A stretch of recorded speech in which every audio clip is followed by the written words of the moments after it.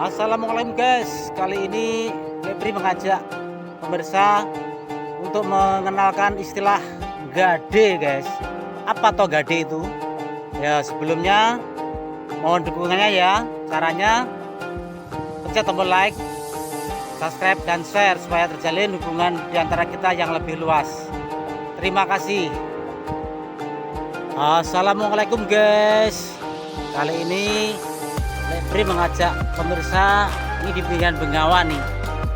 Febri kali ini membuat judul yang ya mungkin agak asing, yaitu judulnya yang gade guys.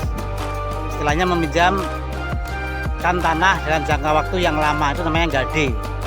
Selain gade juga ada ini tanah-tanah yang nganggur nih. Contohnya ini di pinggiran Bengawan kali ini. Ini adalah salah satu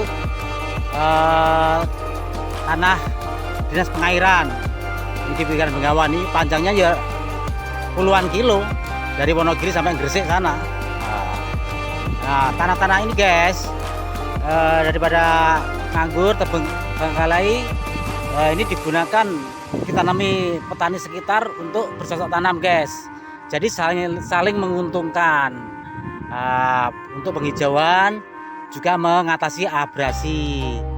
Tanaman-tanaman tersebut ada banyak sekali guys jenisnya, ada jagung, ada waluh, tuh ada pare itu. Nah, jadi semuanya saling bermanfaat. Nah, di sebelah sana ada pisang. Di lokasi yang lain guys, ini ada tanaman jagung, kacang panjang. Sebelah sono ada pisang, ada terong. Wis banyak lah pokoknya. Nah, lumayan kan? Jenis yang lain guys, ini adalah tanah pengairan, namanya tanah Solo Valley. Kalau orang Jawa mengatakan tanah Solo Play, itu orang Jawa. Ini contohnya ini ada stempelnya dinas pengairan ini. Nah, ini patok-patok nih. Nah, tanah ini adalah cadangan untuk sudetan Bengawan.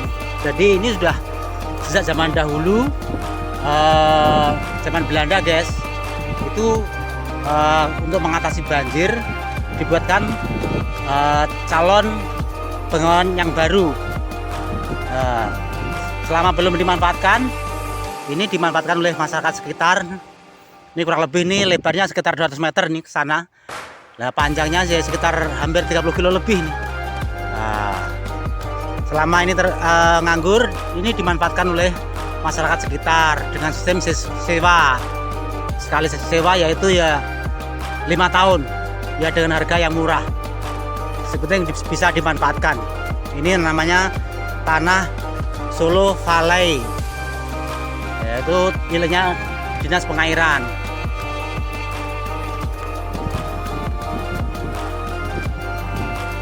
Ya, itulah kawasan perhutani guys, dari kejauhan.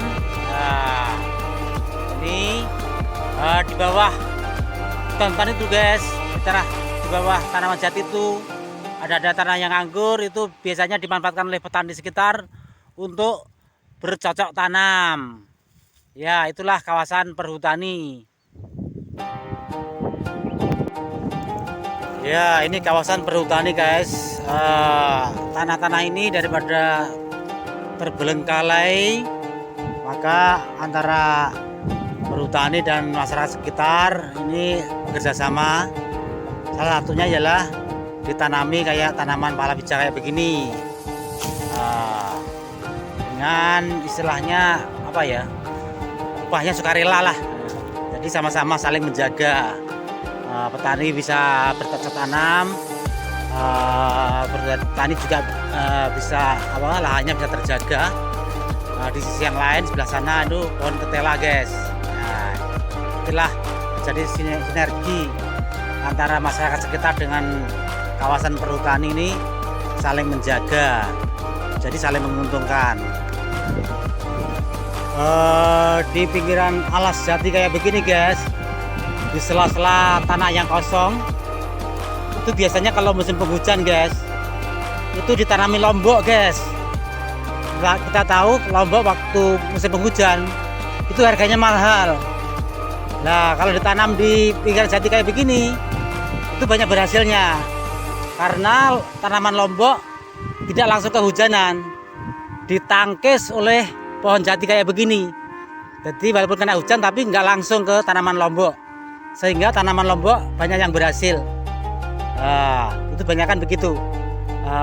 Di tengah hutan itu biasanya di bawah sela-sela kayu jati kayak begini, itu tanami lombok guys. Karena harganya mahal waktu musim penghujan.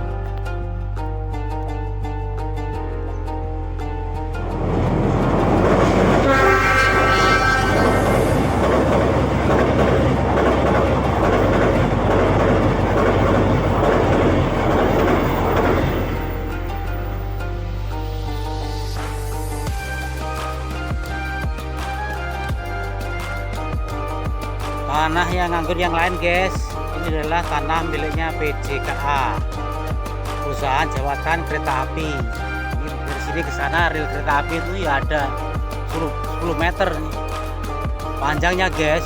Itu dari Merak, Banten, Jawa Barat sana sampai ujung Jawa Timur sono, Kota Panarukan sono, ribuan kilo. Nah, tanah-tanah ini daripada nganggur digunakan oleh masyarakat sekitar untuk tanaman yang bermanfaat. Salah satunya adalah pohon pisang.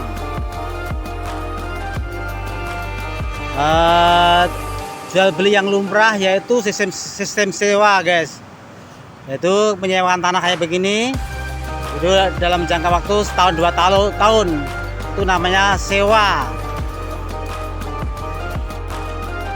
Ada juga namanya sistem gadai guys. Sistem gadai itu adalah menyewakan sebidang tanah untuk jangka waktu yang lama, sekitar 15 atau 20 tahun. Itu terjadi pada zaman Orde Baru guys, biasanya begitu. Ini ada kasus yang menarik guys, unik, bisa jadikan pelajaran. Di tahun 80-an guys, itu Mbah Mustain itu mempunyai 8 anak. Dia hanya seorang petani dan beternak di rumahnya. Untuk mencukupi kebutuhan, yaitu kebutuhan sekolah anaknya sampai kuliah, dia mempunyai 2 bidang tanah. Yang pertama ya di dalam sana, yang kedua di pinggiran kayak begini, di pinggir jalan begini. Nah, ternyata yang laku di pinggir jalan guys, yaitu digadekan dalam jangka waktu 20 tahun. Setahun waktu itu tahun 80-an, setengah hektar kayak begini, itu kurang lebih ya 2 jutaan guys.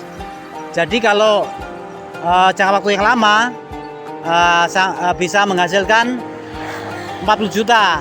Tapi karena lama akhirnya harganya menjadi 30 juta. Waktu terus berlalu, setelah 20 tahun guys, anak-anaknya yang kuliah udah pada lulus, udah pada kerja, semuanya udah pada mapan semuanya. Lah di akhir hidupnya guys, kita tahu pada tahun 89 guys ya, itu ada krisis moneter. Setelah tahun 90 itu harga-harga langsung melonjak, harganya melonjak naik. Nah, akhirnya tanah itu dijual pada, kalau tahun 80 itu dijual itu hanya sekitar 100 juta saja. Tapi tahun 2000, wah tanahnya itu laku hampir setengah miliar. Lah, akhirnya warisnya dibagi dengan anak-anaknya. Jadi di sisi yang lain, Mbah Mustain bisa menyelakkan sampai kuliah anak-anaknya. Di sisi yang lain dia masih bisa memberikan warisan kepada anak-anaknya. Satu contoh yang sangat bagus sekali itu. Nah, cocok dengan slogannya Pegadaian, menyelesaikan masalah tanpa masalah.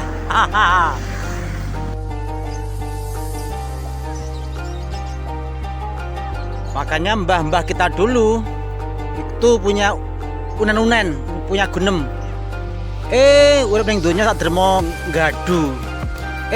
Urip ning donya sak dermo nggade. Hidup di dunia ini hanya sekedar nggade, sekedar meminjam. Meminjam apa? Ya meminjam hidup.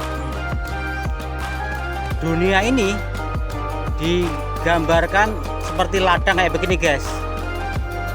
Allah Subhanahu wa Ta'ala memberi kebebasan pada kita. Tanamilah, berkreasilah semaumu, sesukamu. Itulah gambaran dunia. Kita disuruh berkreasi, menanam apa yang kita mau. Jadi kita tanam apa nanti ya itu panennya. Kalau nanam jagung, suatu saat ya akan panen jagung.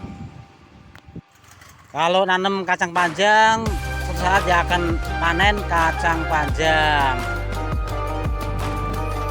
Kalau ditanami sayur gambas, suatu saat ya panennya ya sayur gambas. Ya, kalau ditanami lombok, suatu saat panennya ya lombok. Nah, inilah tanaman lombok guys.